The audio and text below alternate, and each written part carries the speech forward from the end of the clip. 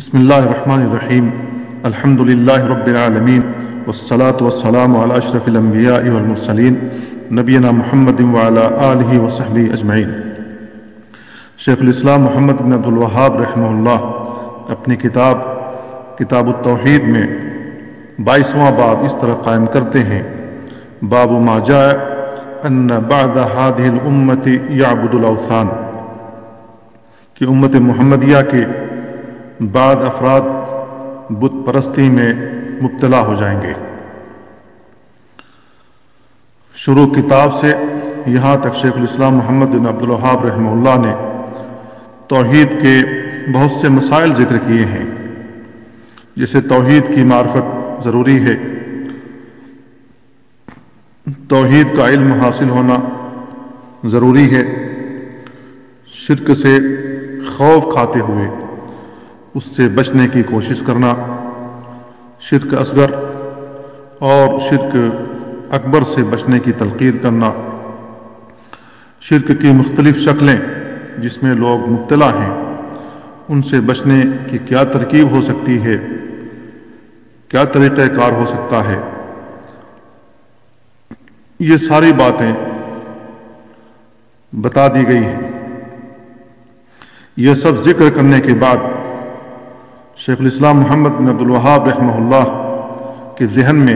یہ بات آئی کہ کوئی کہنے والا کہہ سکتا ہے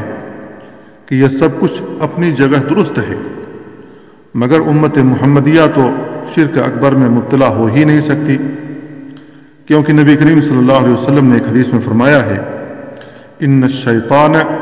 ایس ان یعبدہ المصلون فی جزیرۃ العرب ولکن فی التحریش بینہم۔ صحیح مسلم کی یہ روایت ہے کہ شیطان اس بات سے مایوس اور نامراد ہو چکا ہے کہ جزیرہ نما عرب میں نمازی اس کی عبادت کریں، البتہ وہ ان کے درمیان پھوٹ ڈالنے کی کوشش کرتا رہے گا۔ اس سے معلوم ہوا کہ نبی کریم صلی اللہ علیہ وسلم کی امت شرک اکبر میں مبتلا نہ ہوگی، غیر اللہ کی عبادت نہیں کرے گی۔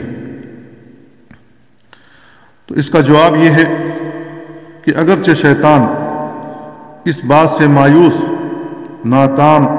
اور نامراد ہو چکا ہے کہ لوگ اس کی عبادت کریں، مگر اللہ تعالیٰ نے اسے اس سے مایوس نہیں کیا ہے۔ وہ برابر مسلمانوں کو گمراہ کرنے کی کوشش کرتا رہتا ہے، کبھی شرکیات میں لوگوں کو مبتلا کرتا ہے تو کبھی بدعات و خرافات میں۔ شیطان کو اس سے ضرور مایوسی ہوئی، کیونکہ اس نے دیکھ لیا تھا کہ نبی کریم صلی اللہ علیہ وسلم کی تربیت کے نتیجے میں وہ لوگ پکے موحد بن چکے ہیں، لہذا وہ صحابہ اب شرک اکبر میں، کفر کے اندر مبتلا نہیں ہوں گے، لیکن ان کے درمیان لڑائی جھگڑا کروا کے ان کا خون ضرور بہائے گا۔ دوسری بات یہ ہے کہ نبی کریم صلی اللہ علیہ وسلم کا فرمان ہے کہ شیطان اس بات سے نا امید ہے کہ جزیرہ نما عرب میں نماز پڑھنے والے اس کی عبادت کریں، اور یہ بات یقینی ہے کہ نمازی ہمیشہ نیکی کا حکم کرتے اور برائی سے روکتے رہیں گے، اور سب سے بڑی برائی اس دنیا کے اندر شرک ہے۔ جو لوگ صحیح معنوں میں نماز قائم کریں، شیطان ان لوگوں سے واقعتاً مایوس ہے کہ وہ کبھی اس کی عبادت نہیں کریں گے۔ اس لیے حدیث کا یہ مفہوم قطعاً نہیں کہ اس امت میں سے کوئی بھی شیطان کی عبادت نہیں کرے گا، اس کی اطاعت نہیں کرے گا۔ یہی وجہ ہے کہ نبی کریم صلی اللہ علیہ وسلم کی وفات کے کچھ ہی عرصہ بعد کچھ عرب قبائل مرتد ہو گئے تھے۔ یہ بھی تو شیطان کی عبادت ہی ہے، کیونکہ شیطان کی عبادت سے مراد اس کی اطاعت بھی ہے، جیسا کہ اللہ تعالیٰ نے فرمایا ہے: الم اعہد الیکم یا بنی آدم الا تعبدوا الشیطان انہ لکم عدو مبین۔ اے اولاد آدم، کیا میں نے تم سے یہ عہد نہیں لیا تھا کہ تم شیطان کی عبادت یعنی اطاعت نہیں کرو گے، کیونکہ وہ تمہارا کھلا دشمن ہے۔ اس آیت کی تفسیر ملاحظہ کریں تو معلوم ہوتا ہے جس طرح شرک کے ارتکاب اور ایمان اور اس کے تقاضوں کو ترک کرنے میں شیطان کی اطاعت اس کی عبادت کے مترادف ہے، اسی طرح اوامر و نواہی میں بھی اس کی اطاعت اس کی عبادت ہی ہے۔ باب میں مذکور لفظ اوثان وثن کی جمع ہے۔ اللہ تعالیٰ کے ساتھ ساتھ جس چیز کو بھی لوگ عبادت اور فریاد کا مستحق سمجھیں یا اللہ کے اذن اور اس کے حکم کے بغیر بھی اس کے نفع مند اور ضرر رساں ہونے کا عقیدہ رکھیں یا اس سے اس طرح ڈریں جس طرح اللہ تعالیٰ سے ڈرنا چاہیے، وہ کسی انسان یا غیر انسان کا مجسمہ اور تصویر ہو یا دیوار، قبر ہو یا کوئی مردہ ہو، ایسی تمام اشیاء وثن کی تعریف میں شامل ہے۔ شیخ الاسلام محمد بن عبد الوہاب رحمہ اللہ نے اس سے یہ بتانا چاہا ہے کہ امت میں سے بعض افراد مسلمان ہونے کے باوجود وثن کی عبادت میں مبتلا ہو جائیں گے، جبکہ ہم اپنی آنکھوں سے دیکھ رہے ہیں تمام مسلمان اس میں مبتلا نہیں ہوں گے بلکہ دین پر قائم و دائم ہوں گے، جیسا کہ رسول اللہ صلی اللہ علیہ وسلم نے خبر دی ہے، لا تزال طائفة من امتی ظاہرین علی الحق لا يضرهم من خذلهم الى یوم القیامہ۔ میری امت میں سے ایک جماعت ہمیشہ حق پر قائم رہے گی، انہیں رسوا کرنے والے ان کا کچھ بگاڑ نہیں سکیں گے، انہیں کچھ نقصان نہیں پہنچا سکیں گے قیامت تک۔ تو ایک جماعت ہمیشہ حق پر قائم رہے گی جو لوگوں کو بتلاتی رہے گی قرآن و سنت کے نصوص کو سامنے رکھ کر کہ یہ کفر ہے، یہ شرک ہے، یہ بدعت ہے، یہ خرافات میں شامل ہے، ان سے بچنا چاہیے، اور یہ اللہ تعالیٰ کی توحید ہے، یہ نبی کریم صلی اللہ علیہ وسلم کی سنت ہے، اور نبی کریم صلی اللہ علیہ وسلم کی سنت کے مقابلے میں جو چیز ہو وہ بدعت ہے، ایسے بتلانے والے قیامت تک قائم رہیں گے، باقی رہیں گے، جبکہ امت کے بہت سے افراد شرک میں، کفر میں اور بدعت و خرافات میں ملوث ہو جائیں گے۔ شیخ الاسلام نے باب قائم کرنے کے بعد سب سے پہلے قرآن مجید کی یہ آیت ذکر کی ہے، أَلَمْ تَرَ إِلَى الَّذِينَ أُوتُوا نَصِيبًا مِنَ الْكِتَابِ يُؤْمِنُونَ بِالْجِبْتِ وَالطَّاغُوتِ وَيَقُولُونَ لِلَّذِينَ كَفَرُوا هَؤُلَاءِ أَهْدَىٰ مِنَ الَّذِينَ آمَنُوا سَبِيلًا۔ سورہ نساء کی آیت ہے، کیا آپ نے ان لوگوں کو نہیں دیکھا جنہیں کتاب کا کچھ حصہ دیا گیا، وہ بتوں اور شیطان کو مانتے ہیں اور کافروں کے متعلق کہتے ہیں کہ یہ لوگ ایمان لانے والوں سے زیادہ صحیح راستے پر ہیں۔ اس آیت میں جبت، ہر وہ چیز جس میں اللہ اور اس کے رسول کے حکم کی اعتقاداً مخالفت ہو، وہ جبت ہے۔ جادو بھی جبت ہے، کاہن کو بھی جبت کہا جاتا ہے، اور حقیر وہ گھٹیا ضرر رساں چیز کو بھی جبت کہتے ہیں۔ اور طاغوت ہر وہ معبود یا متبوع جسے انسان اس کی حد سے بڑھا دے،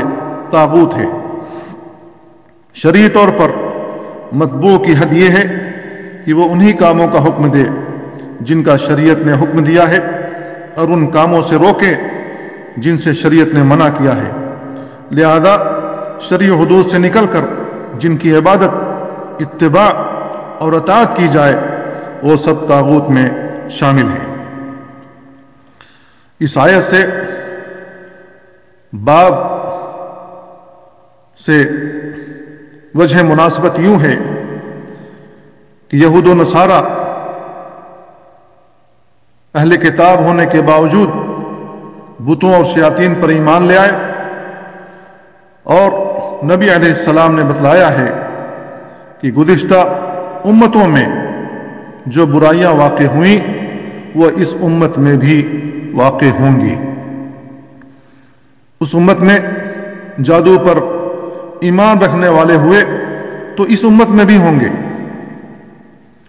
اس امت میں غیر اللہ کی عبادت کرنے والے ہوئے تو اس امت میں بھی غیر اللہ کی عبادت کرنے والے ہوں گے۔ عمرا اور علماء کی آنکھ بند کر کے حلال و حرام میں اطاعت کرنے والے بھی کہ اللہ تعالیٰ کی حرام کردہ چیزوں کو حلال کر دیں تو وہ حلال سمجھ لیں گے، اور اللہ کی حلال کردہ چیزوں کو حرام کر دیں تو وہ اسے حرام سمجھ لیں گے۔ آج یہ ہو رہا ہے، جس چیز کو پیر صاحب حلال کر دیں گے وہ چیز حلال، اور جس چیز کو حرام کر دیں گے وہ چیز لوگ حرام سمجھ لیں گے۔ تو ایسا ہم اپنی آنکھوں سے دیکھ رہے ہیں۔ الغرض وہ پچھلی امتوں کے طریقوں پر چلنے لگیں گے، ان کا طور طریقہ اپنا لیں گے، جس ڈگر پر وہ چلتے رہے وہی ڈگر امت محمدیہ بھی اپنا لے گی۔ اس کے بعد شیخ الاسلام نے دوسری قرآن مجید کی یہ آیت ذکر کی ہے، قُلْ هَلْ أُنَبِّئُكُمْ بِشَرٍّ مِّن ذَلِكَ مَثُوبَةً عِندَ اللَّهِ مَن لَّعَنَهُ اللَّهُ وَغَضِبَ عَلَيْهِ وَجَعَلَ مِنْهُمُ الْقِرَدَةَ وَالْخَنَازِيرَ وَعَبَدَ الطَّاغُوتَ۔ سورہ مائدہ کی آیت ہے۔ اے محمد صلی اللہ علیہ وسلم، آپ ان لوگوں سے کہہ دیں، کیا تمہیں ان لوگوں کی نشاندہی کر دوں جن کا انجام اللہ کے ہاں فاسقوں کے انجام سے بھی بدتر ہے؟ وہ لوگ جن پر اللہ نے لعنت کی اور ان پر اللہ کا غضب ہوا، اور ان میں سے بعض کو بندر اور خنزیر بنا دیا، اور جنہوں نے طاغوت کی بندگی کی، بتوں کی پوجا، قبروں کی عبادت، اصحاب قبور کو معبود سمجھنا، یہ سب طاغوت کی عبادت ہے۔ یہ ناقابل انکار حقیقت ہے کہ امت محمدیہ کے بہت سے افراد قبروں، آستانوں، درختوں، پتھروں وغیرہ کی عبادت میں مبتلا ہو چکے ہیں، ان سے وسیلہ لیتے ہیں، ان سے شفا چاہتے ہیں، اور عبادت کی انواع ان کے لیے بجا لاتے ہیں۔ اس آیت سے وجہ استدلال یہ ہے کہ سابقہ ملعون قومیں طاغوت کی عبادت میں ملوث تھیں، تو اس امت میں بھی طاغوت کی عبادت کرنے والے لوگ ہوں گے، جیسا کہ رسول اللہ صلی اللہ علیہ وسلم نے اس کی خبر دی ہے۔ اس کے بعد شیخ الاسلام نے ایک اور آیت ذکر کی، قال الذين غلبوا على امرهم لنتخذن عليهم مسجدا، سورہ کہف کی آیت ہے۔ اور ان کے سرکردہ لوگوں نے کہا، ہم تو ان کے غار پر ضرور مسجد بنائیں گے۔ جیسے ان لوگوں نے صالحین کی تعظیم میں غلو کیا اور ان کے غار پر اور قبروں پر مسجد بنا لی، یہ امت بھی ضرور ایسے کام کرے گی، کیونکہ سابقہ امتوں نے جو بھی شرکیہ خصلت اور عادت اختیار کی، نبی کریم صلی اللہ علیہ وسلم کی پیشن گوئی کے مطابق یہ امت اس کو ضرور اختیار کرے گی۔ وہ کون لوگ تھے جو اصحاب کہف کے انتقال کے بعد ان کے معاملے میں غالب آ گئے اور ان کے جائے مدفن پر مسجد تعمیر کر دی؟ اس بارے میں 3 قول پایا جاتا ہے۔ پہلا قول یہ ہے کہ اس زمانے کے مسلمان لوگ تھے جنہوں نے اصحاب کہف کی تعظیم میں ان کی قبر پر مسجد بنا ڈالی، جو کہ شرک کا وسیلہ ہے، اور یہ اس امت میں رائج ہے۔ تو سابقہ امتوں نے قبر پر مسجد تعمیر کی، جائے عبادت کی جگہ اس کو بنا لیا اور وہاں عبادت کرنے لگے، وہ شرک کا ذریعہ بنا، وہ قبر شرک کا ذریعہ بنی، تو وہی چیز اس امت میں بھی رائج ہو گئی۔ نمبر 2، دوسرا قول یہ ہے کہ جو اصحاب کہف کے معاملے میں غالب آ گئے وہ اس امت کے مشرک لوگ تھے جو کہ شرک و بدعت میں ملوث ہو گئے تھے۔ انہوں نے کہا کہ ہم ان کی قبر پر ضرور مسجد بنائیں گے، اور انہوں نے ان کی قبر پر مسجد تعمیر کی۔ تیسرا قول یہ ہے کہ عمرا اور بڑے لوگ جو تنفیذ امور کے مالک تھے، انہوں نے کہا کہ ہم ان کی تعظیم میں ان کی قبر پر مسجد بنائیں گے، تو انہوں نے یہ کام کر ڈالا۔ لہذا امت محمدیہ بھی ایسا کرے گی، کیونکہ نبی کریم صلی اللہ علیہ وسلم نے اس کی طرف اشارہ کیا ہے، اس کی خبر دی ہے۔ لہذا یہ امت محمدیہ میں ہو کر رہے گا، جو کہ شرک کا ذریعہ ہے۔ اسی تیسرے قول کو امام ابن کثیر نے اپنی تفسیر میں راجح قرار دیا ہے۔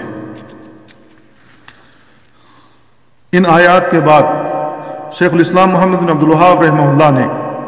ابو سعید الخدری رضی اللہ تعالیٰ عنہ کی ایک روایت ذکر کی ہے کہ رسول اللہ صلی اللہ علیہ وسلم نے ارشاد فرمایا: لَتَتَّبِعُنَّ سَنَنَ مَنْ كَانَ قَبْلَكُمْ حَذْوَ الْقُذَّةِ بِالْقُذَّةِ حَتَّى لَوْ دَخَلُوا جُحْرَ ذَبٍّ لَدَخَلْتُمُوهُ قالوا یا رسول اللہ الیہود والنصارى قال فمن۔ صحیح بخاری اور صحیح مسلم کی روایت ہے۔ تم پہلی امتوں کے راستوں کی پیروی کرتے ہوئے یوں ان کی برابری کرو گے جیسے تیر کا ایک پر دوسرے پر کے برابر ہوتا ہے، یہاں تک کہ اگر وہ ضب یعنی سانڈے کے بل میں گھسے ہوں گے تو تم بھی جا گھسو گے۔ صحابہ کرام نے عرض کیا: اللہ کے رسول، آپ کی مراد یہود و نصارہ ہے؟ آپ نے فرمایا تو اور کون؟ نبی کریم صلی اللہ علیہ وسلم نے اس حدیث میں لَتَتَّبِعُنَّ کا لفظ بول کر قسمیہ انداز میں انتہائی تاکید کے ساتھ یہ پیش گوئی فرمائی ہے کہ یہ امت پہلی امتوں کے راستوں کی پیروی ضرور کرے گی اور اس طرح ان سے برابری کرے گی جیسے تیر کا ایک پر دوسرے پر کے بالکل برابر ہوتا ہے، دونوں کے مابین کچھ فرق نہیں ہوگا۔ اس پورے باب کا انحصار اور دار و مدار اس حدیث پر ہے۔ اس سے معلوم ہوا کہ سابقہ امتوں نے جس قسم کے کفر و شرک کا ارتکاب کیا، یہ امت بھی ویسا ہی کفر و شرک کرے گی، حتیٰ کہ وہ لوگ اگر سانڈے کے سوراخ میں بھی داخل ہوئے ہوں گے تو یہ لوگ بھی اس میں داخل ہو جائیں گے۔ سانڈے کی بل کس قدر تنگ ہوتی ہے، پھر بھی یہ لوگ اس میں داخل ہو جائیں گے، اس میں داخل ہونے کی کوشش کریں گے۔ اس کے بعد شیخ الاسلام نے ثوبان رضی اللہ تعالیٰ عنہ کی ایک اور روایت ذکر کی ہے کہ رسول اللہ صلی اللہ علیہ وسلم نے ارشاد فرمایا: ان اللہ زوالی الارض فرأیت مشارقها ومغاربها وان امتی سيبلغ ملكها ما زوي لي منها وأعطيت الكنزين الأحمر والأبيض وإني سألت ربي لأمتي ألا يهلكها بسنة عامة وألا يسلط عليهم عدوا من سوى أنفسهم فيستبيح بيضتهم وإن ربي قال يا محمد إني إذا قضيت قضاء فإنه لا يرد وإني أعطيتك لأمتك ألا أهلكهم بسنة عامة وألا أسلط عليهم عدوا من سوى أنفسهم فيستبيح بيضتهم ولو اجتمع عليهم من بأقطارها حتى يكون بعضهم يهلك بعضا ويسبي بعضهم بعضا۔ صحیح مسلم کی یہ روایت ہے۔ اللہ تعالیٰ نے میرے لیے زمین کو اس حد تک سمیٹ اور سکیڑ دیا کہ میں نے اس کے مشرق و مغرب دیکھ لیے۔ میری امت کی حکومت وہاں تک پہنچے گی جہاں تک زمین مجھے سمیٹ کر دکھائی گئی، اور مجھے سفید یعنی چاندی اور سرخ یعنی سونا دو خزانے عطا کیے گئے، اور میں نے اپنی امت کے لیے اپنے رب سے دعا کی کہ وہ عام قحط سالی سے ہلاک نہ کرے اور ان پر کوئی ایسا بیرونی دشمن بھی نہ مسلط کرے جو انہیں تباہ کر کے رکھ دے۔ میرے رب نے فرمایا: اے محمد صلی اللہ علیہ وسلم، جب میں کوئی فیصلہ کر دیتا ہوں تو اسے ٹالا نہیں جاتا۔ میں آپ کی امت کے بارے میں آپ کی یہ دعا قبول کرتا ہوں کہ میں انہیں قحط سالی سے ہلاک نہیں کروں گا اور ان پر کوئی ایسا بیرونی دشمن بھی مسلط نہیں کروں گا جو انہیں تباہ کر کے رکھ دے، اگرچہ سارے دشمن ان کے خلاف متحد اور مجتمع کیوں نہ ہو جائیں۔ البتہ یہ خود آپس میں ایک دوسرے کو ہلاک کریں گے اور ایک دوسرے کو قیدی بھی بنائیں گے۔ اور اس حدیث کو امام حافظ البرقانی نے بھی اپنی کتاب الصحیح میں روایت کیا ہے، اور اس میں یہ بھی ہے وَإِنَّمَا أَخَافُ عَلَىٰ أُمَّتِي الْأَئِمَّةَ الْمُضِلِّينَ وَإِذَا وَقَعَ عَلَيْهِمُ السَّيْفُ لَمْ يُرْفَعْ إِلَىٰ يَوْمِ الْقِيَامَةِ وَلَا تَقُومُ السَّاعَةُ حَتَّى يَلْحَقَ حَيٌّ مِّنْ أُمَّتِي بِالْمُشْرِكِينَ وَحَتَّى تَعْبُدَ فِئَاتٌ مِّنْ أُمَّةِ الْأَوْثَانَ وَإِنَّهُ سَيَكُونُ فِي أُمَّتِي كَذَّابُونَ ثَلَاثُونَ كُلُّهُمْ يَزْعُمُ أَنَّهُ نَبِيٌّ وَأَنَا خَاتَمُ النَّبِيِّينَ لَا نَبِيَّ بَعْدِي وَلَا تَزَالُ طَائِفَةٌ مِّنْ أُمَّتِي عَلَى الْحَقِّ مَنْصُورَةٌ لَا يَضُرُّهُمْ مَنْ خَذَلَهُمْ حَتَّى يَأْتِيَ أَمْرُ اللَّهِ تَبَارَكَ وَتَعَالَى۔ یہ سنن ابو داؤد کی روایت ہے کہ مجھے اپنی امت کے بارے میں صرف گمراہ پیشواؤں اور اماموں کا خدشہ ہے۔ جب ان میں ایک دفعہ تلوار چل پڑی تو قیامت تک بند نہ ہوگی، اور قیامت اس وقت تک بپا نہیں ہوگی جب تک میری امت کی ایک بڑی جماعت مشرکین سے نہ جا ملے اور میری امت کے بہت سے گروہ بت پرستی نہ کرنے لگیں، اور میری امت میں 30 دجال کذاب ہوں گے،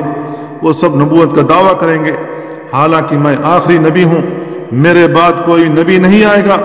اور میری امت میں ایک گروہ ہمیشہ قیامت تک حق پر قائم رہے گا، اور ان کی اللہ تعالیٰ کی طرف سے مدد کی جائے گی، اور ان کا ساتھ چھوڑ جانے والے ان کا کچھ بھی نہیں بگاڑ سکیں گے یہاں تک کہ اللہ تعالیٰ کا حکم یعنی قیامت آ جائے گی۔ گمراہ پیشواؤں سے مراد وہ لوگ ہیں جنہیں انسانوں نے دین یا سلطنت میں اپنے پیشوا بنا رکھا ہے، جن کے ہاتھ میں انسانوں کی باغ ڈور ہے، اور وہ بدعات و شرکیات کے ذریعے گمراہی پھیلاتے اور لوگوں کی نظروں میں اس قدر مستحسن کر کے دکھاتے ہیں کہ وہ انہیں حق ہی سمجھنے لگتے ہیں۔ اور میری امت میں ایک بڑی جماعت مشرکین سے جا کر مل جائے گی اور بتوں کی پجاری بن جائے گی۔ باب کی مناسبت حدیث کے اسی ٹکڑے سے ہے کہ عادات و اطوار کے لحاظ سے بھی ان میں اور مشرکین میں کوئی فرق نہیں محسوس ہوگا، اور یہ ہم اپنی آنکھوں سے دیکھ رہے ہیں کہ گیروے رنگ کے کپڑے پہن کر ان مشرکین سے مشابہت کرنے میں لگے ہوئے ہیں، گفتار و کردار کے لحاظ سے بھی وہ ان سے مشابہت رکھتے ہیں، اور بتوں کے سامنے جا کر ان کی آرتی اتارتے ہیں، اپنے ماتھے پر ہندوؤں کی طرح ٹیکے بھی لگاتے ہیں اور ان کا سجدہ بھی کرتے ہیں، ان پر چڑھاوے بھی چڑھاتے ہیں، اور انہی بتوں کی طرح آج کا مسلمان بھی قبروں پر جا کر ان پر چڑھاوے چڑھاتا ہے، ان سے نظریں مانگتا ہے، ان کو حاجت روا اور مشکل کشا سمجھتا ہے، جس طریقے سے ایک مشرک کافر بتوں کو سمجھتا ہے۔ اس حدیث میں جس جماعت کو منصورہ کہا گیا ہے، اللہ تعالیٰ کی طرف سے حجت و برہان کے ذریعے ان کی مدد ہوگی۔ اس مدد سے مراد شمشیر و سنان کی مدد نہیں، اس لیے کہ اگرچہ بعض مارکوں میں انہیں ہزیمت سے دوچار ہونا پڑے یا ان کی حکومت و سلطنت ختم ہو جائے،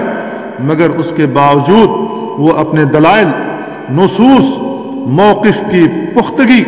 اور درستی کی بنا پر سچے ہوں گے، اور ان کے معاندین و مخالف باطل پر ہوں گے۔ اس جماعت کے بارے میں رسول اللہ صلی اللہ علیہ وسلم نے فرمایا، ہی ما انا علیہ واصحابی، جس پر میں اور میرے صحابہ ہیں۔ نبی کریم صلی اللہ علیہ وسلم نے فرمایا، یہ امت 73 فرقوں میں بٹ جائے گی، سب کے سب جہنم میں جائیں گے سوائے ایک کے۔ صحابہ نے پوچھا وہ کون لوگ ہیں؟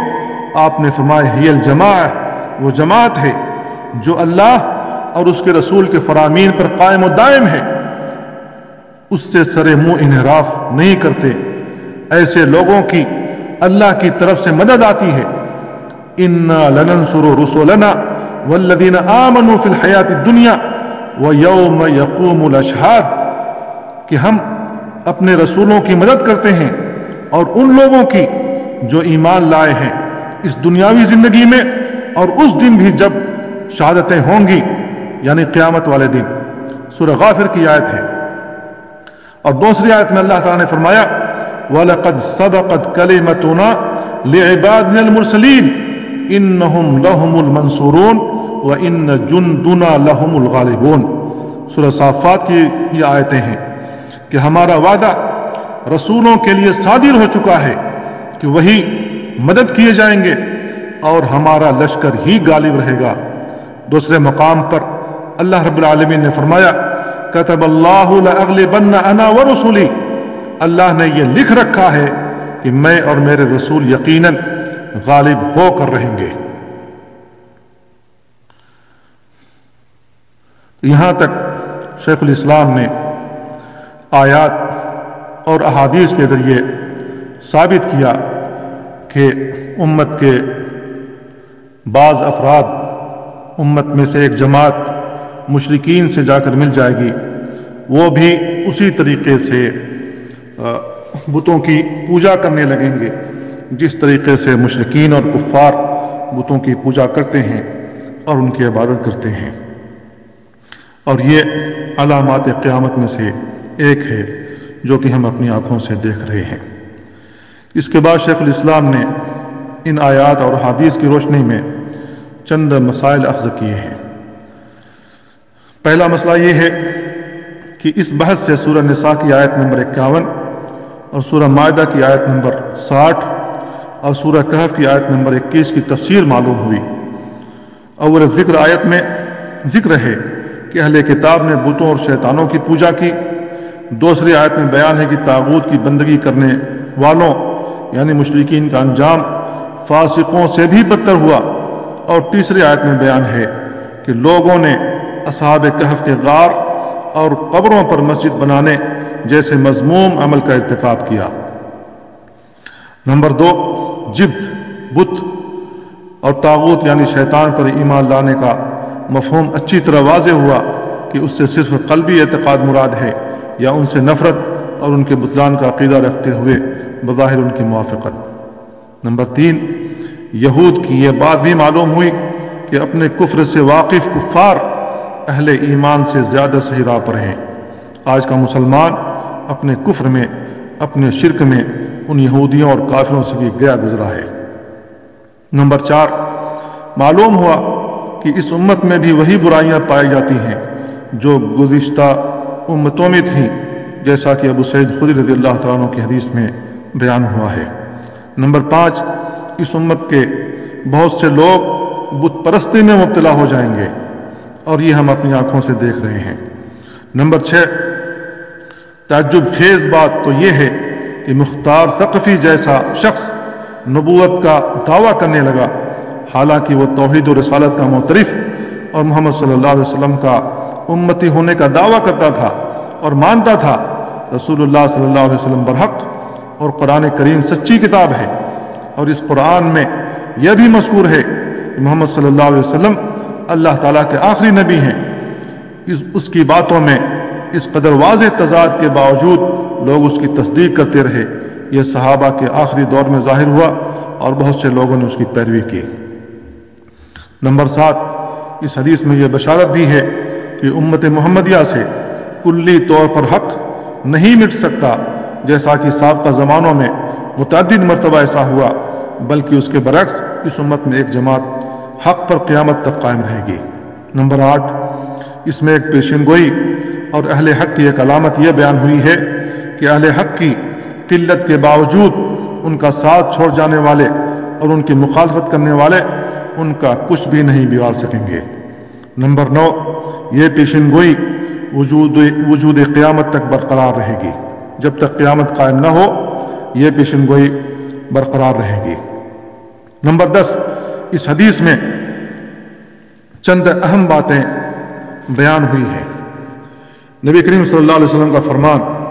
اللہ تعالیٰ نے میرے لیے زمین کے مشارق و مغارب سمیٹ اور سکیڑ دیے۔ نبی کریم صلی اللہ علیہ وسلم نے جو کچھ بیان فرمایا وہ حرف بحرف صحیح ثابت ہوا، بخلاف شمال و جنوب کے کہ نبی کریم صلی اللہ علیہ وسلم نے ان کا ذکر نہیں فرمایا۔ اللہ کے نبی صلی اللہ علیہ وسلم کے لیے مشارق اور مغارب کی جو زمین سمیٹی گئی، اللہ کے نبی صلی اللہ علیہ وسلم نے اس میں جو کچھ تھا آپ نے دیکھ لیا، اور قیامت تک اس میں جو کچھ رونما ہونے والا تھا اللہ کے نبی صلی اللہ علیہ وسلم نے اللہ تعالیٰ کے بتائے ہوئے وحی کے مطابق اپنی بات بیان فرما دی، جو کہ ثابت ہو رہی ہے۔ آپ کا یہ فرمان کہ مجھے 2 خزانے عطا کیے گئے، ایک سفید چاندی اور ایک سرخ سونا گویا ساری دنیا کے خزانے عطا کیے گئے۔ نبی کریم صلی اللہ علیہ وسلم نے یہ خبر دی ہے کہ امت کے بارے میں آپ کی پہلی 2 دعائیں قبول ہو گئی ہیں اور تیسری دعا قبول نہیں ہوئی۔ نبی کریم صلی اللہ علیہ وسلم نے یہ پیشن گوئی بھی فرمائی کہ جب اس امت میں تلوار چلی تو قیامت تک نہ رکے گی۔ اور یہ نبی کریم صلی اللہ علیہ وسلم کے بعد جب سب سے پہلی دفعہ عثمان رضی اللہ تعالیٰ عنہ کے دور میں مسلمان ایک دوسرے سے سفارہ ہوئے، ایک دوسرے کے خلاف تلوار نکال لی، تو آج تک یہ تلوار میان میں نہیں گئی۔ مسلمان ایک دوسرے کے خون کے پیاسے نظر آتے ہیں۔ نبی کریم صلی اللہ علیہ وسلم نے یہ بتایا کہ میری امت کے لوگ ایک دوسرے کو ہلاک کریں گے اور ایک دوسرے کو قیدی بنائیں گے۔ یہ تاریخ کی کتابوں میں ہم پڑھتے چلے آئے ہیں۔ نبی کریم صلی اللہ علیہ وسلم نے اپنی امت کے بارے میں گمراہ پیشواؤں کا خدشہ بھی ظاہر کیا ہے۔ نبی کریم صلی اللہ علیہ وسلم نے یہ خبر دی کہ اس امت میں نبوت کے جھوٹے دعوے دار پیدا ہوں گے، اور اللہ کے نبی صلی اللہ علیہ وسلم کے بعد بہت سے لوگوں نے نبوت کے جھوٹے دعوے کیے، چاہے اسود عنسی ہو، چاہے مختار ہو، چاہے ہمارے زمانے میں، بلکہ ہمارے والد وغیرہ کے زمانے میں، داداؤں کے زمانے میں قادیان میں مرزا غلام محمد قادیانی نے نبوت کا دعویٰ کیا جو کہ جھوٹا تھا۔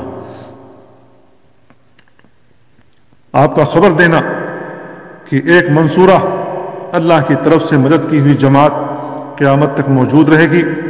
یہ جماعت الحمدللہ اپنے منہج کے ساتھ قائم ہے، جن کا منہج کتاب اللہ اور سنت رسول اللہ کے مطابق زندگی گزارنا،